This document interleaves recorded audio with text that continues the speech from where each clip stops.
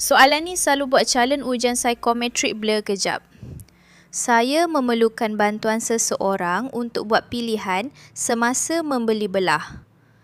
Ramai ingat soalan ni nak uji semangat kerjasama sebab macam kita open je nak dengar pendapat orang lain kan?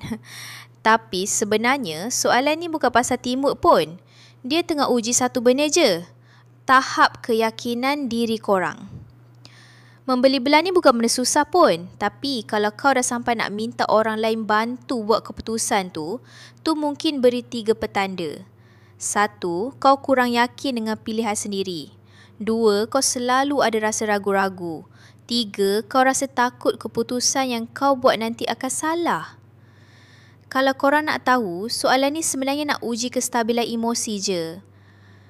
Kalau korang pilih tak setuju, itu memberi maksud korang lebih yakin dengan diri sendiri, mencerminkan emosi yang stabil.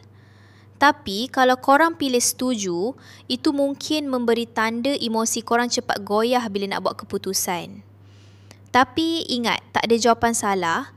Psikometrik ni bukan nak mencari jawapan siapa salah, jawapan siapa betul. Dia cuma nak tahu siapa diri korang yang sebenar je. So, korang belajar sesuatu tak dari sharing ni? Cikgu Khairul ada share banyak lagi contoh soalan perangkap macam ni, siap dengan huraian yang senang faham. Klik je link dekat bio tu sekarang.